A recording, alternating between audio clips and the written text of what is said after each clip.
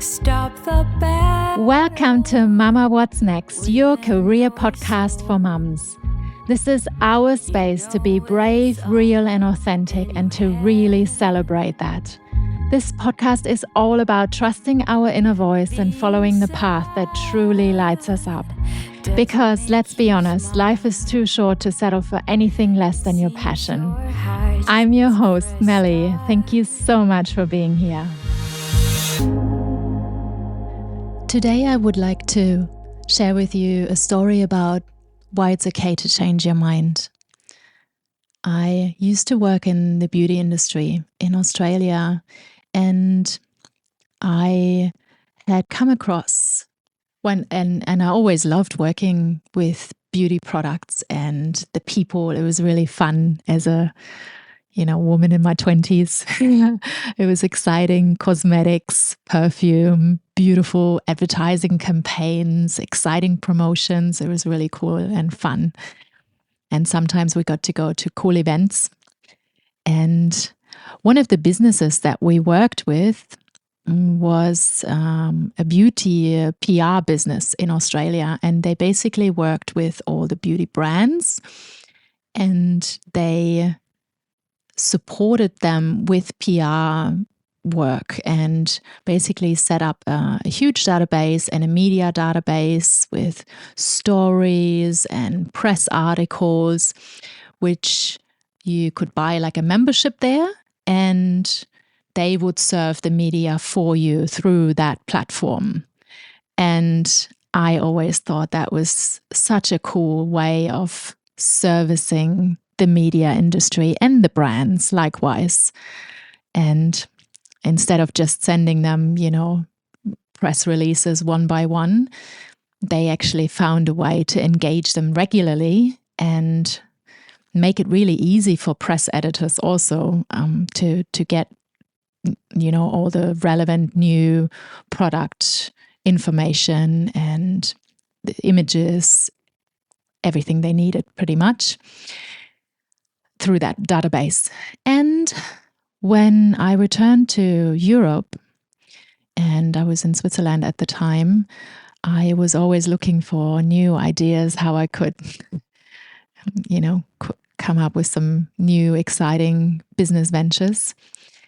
And then I thought, how amazing would it be to bring that beautiful, amazing, successful, really helpful, useful business to Germany. Mind you, I hadn't even worked in the German beauty industry before, only in Australia.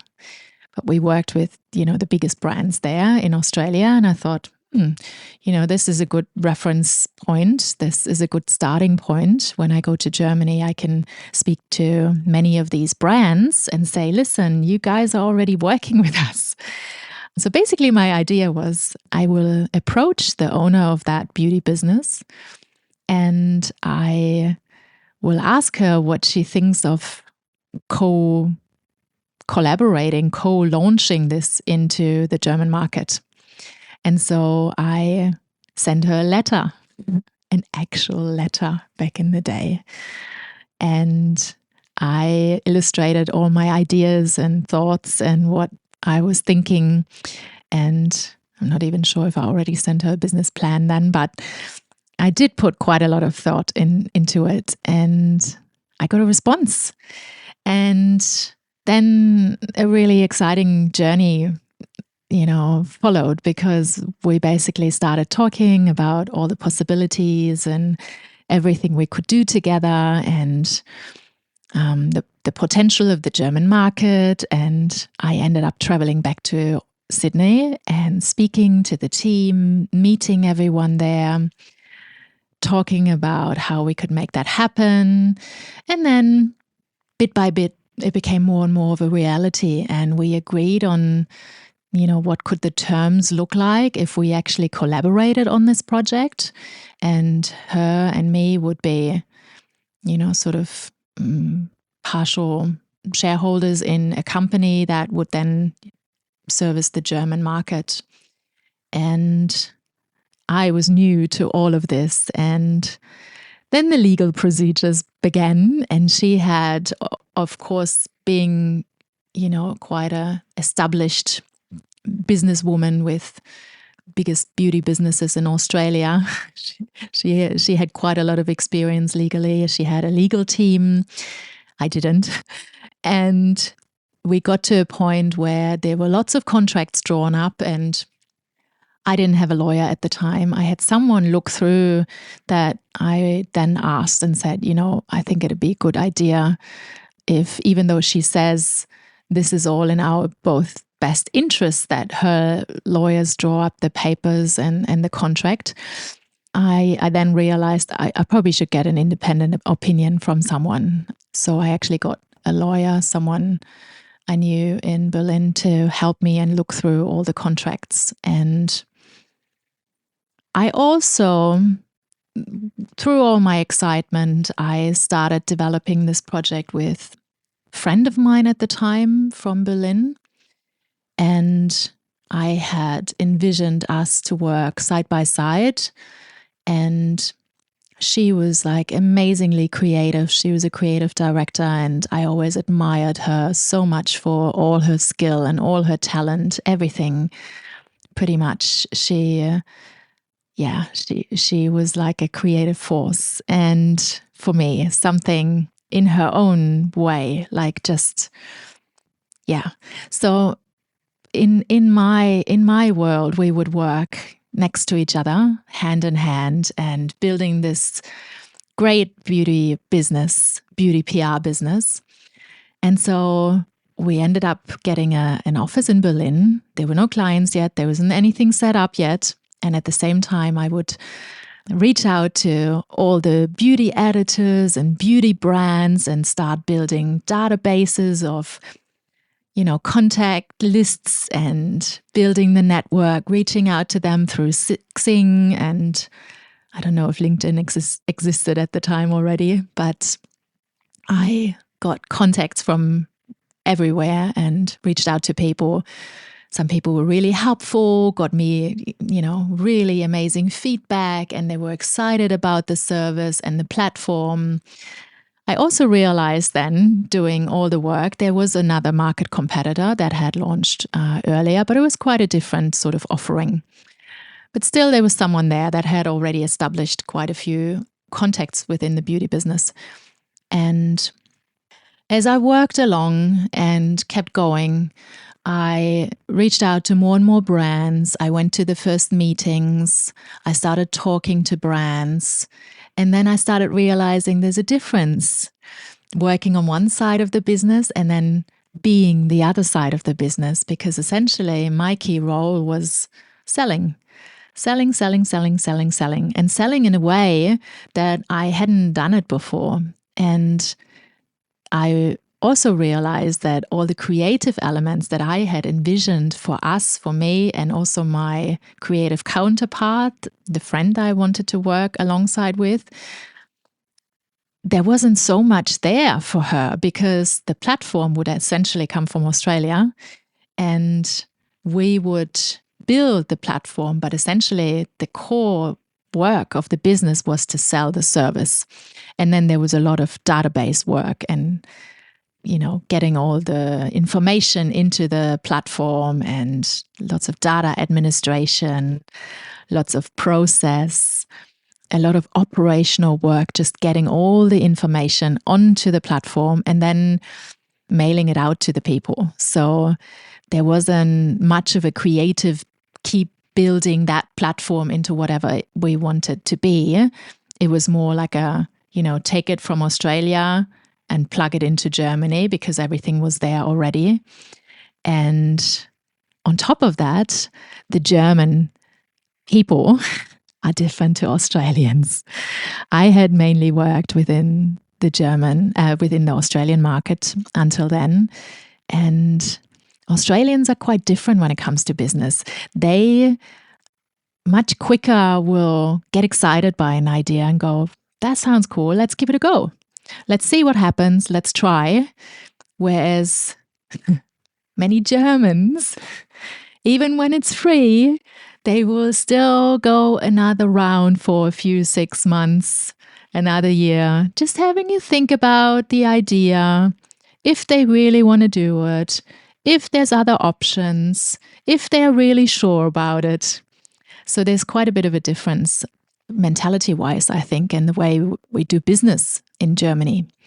So I then realized, even though they were nice talking to the brands, I then realized, oh my God, this is actually going to be my job. My core role, my core job is going to be that. I'm going to call up the people.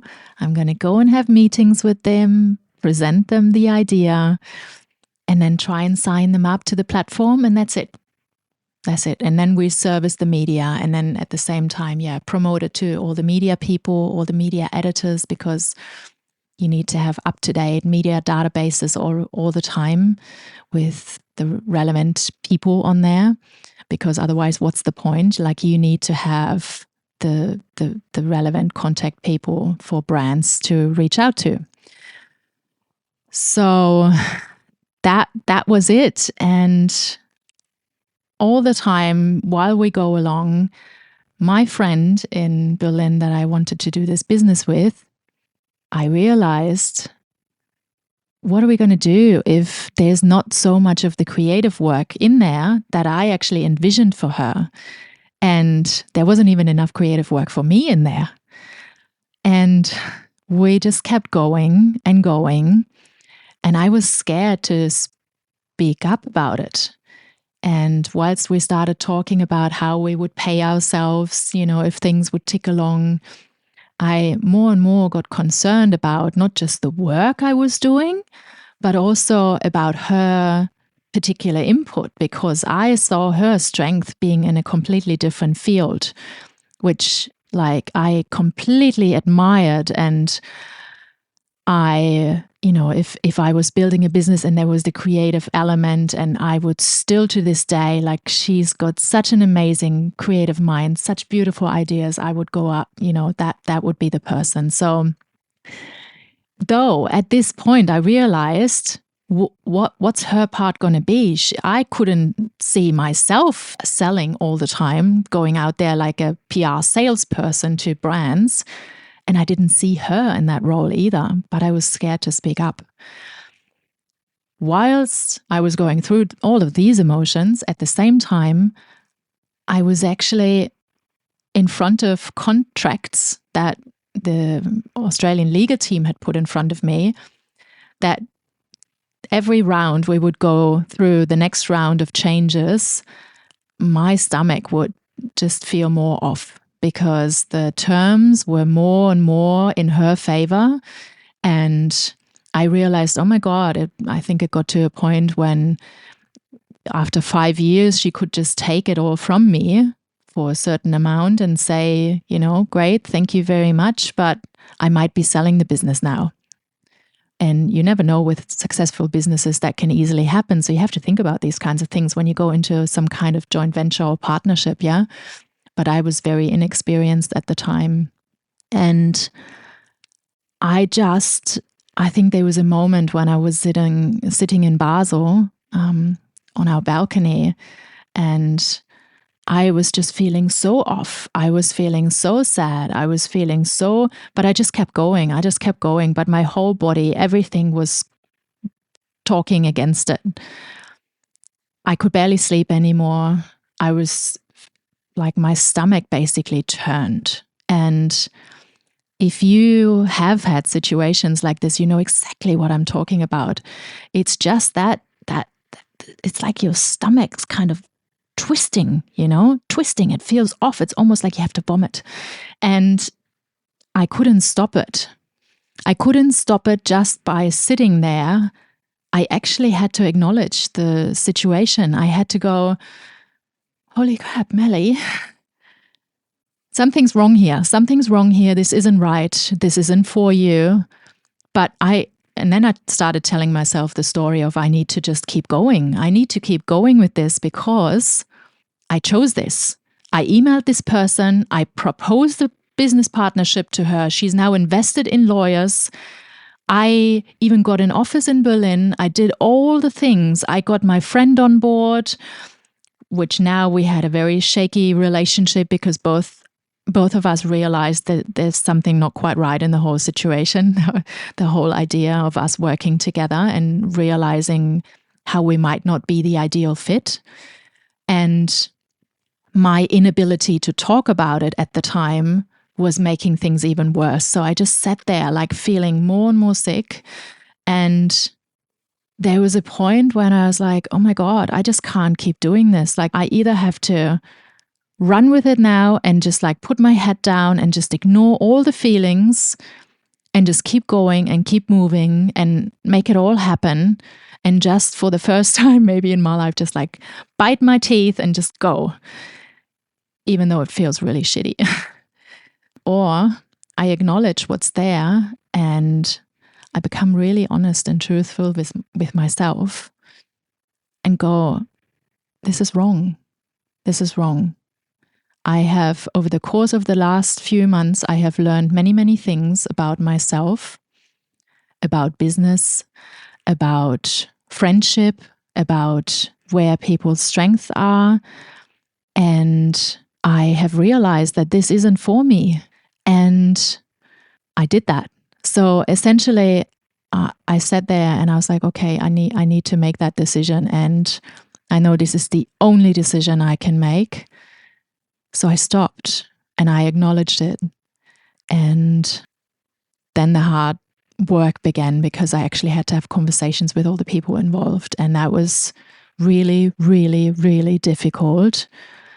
But I cannot tell you the amount of relief, the amount of just being able to breathe again, being able to feel my body relax again after I made that decision based on how I felt and how I just knew, like my intuition just knew this wasn't right. This wasn't right for anyone involved. And so I stopped and I canceled it all, and it was all okay for everybody in the end. It was a little bit of a rough time for our friendship, or a couple of years, but maybe it would have been even worse if we would have kept going. So my point here is, it's okay. We can change our mind. Sometimes things happen in our lives that we don't know about before, that the things that we don't know about ourselves, things that we learn, situations change, experiences happen where your whole world might change, and it's okay. It's okay to change your mind. Don't let yourself tell otherwise by people outside. Because I had people from the outside tell me, oh my God, Melly, you can't do that. No, you can't do that. You can't do that. And you have to keep going. Don't just throw everything away after a while because you feel it's not right for you anymore. You need to finish something finally. Keep going.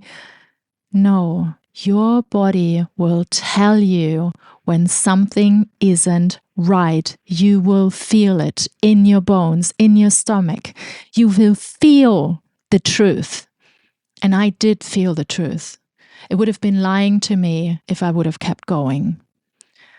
So be brave enough to stop. Be brave enough to change your mind. Really, because it'll rescue you. It's the only way. So I also want to tell you about a little study that I found by someone who's researching in the field of self-compassion. She's called Dr. Neve. And she's published quite a few studies in this field. And in her studies, she found that people who practice self-compassion are much more likely to bounce back from setbacks. And they are less likely to be overly critical of themselves. Specifically, she also discovered that self-compassionate people experience lower levels of anxiety and depression, and they're more resilient when facing challenges. So there's 3 main components to self-compassion, which is self-kindness, a sense of common humanity, she says, and mindfulness. And when we change our minds or make a mistake, instead of beating ourselves up and criticizing ourselves, self-compassion encourages us to treat ourselves with the same kindness we would offer to a friend. It reminds us that everyone goes through similar situations and similar struggles and problems, and that it's okay to be imperfect. We are okay to be imperfect. We don't have to be doing everything perfectly well all the time, especially we mothers, mums, are so critical with ourselves all the time.